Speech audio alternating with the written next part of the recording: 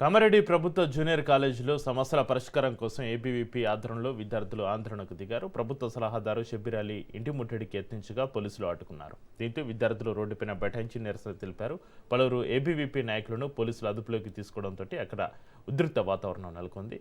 కాలేజీలో మౌలిక వసతులు కల్పించి విద్యార్థుల సమస్యలను వెంటనే పరిష్కరించాలని ఏబీవీపీ డిమాండ్ చేసింది.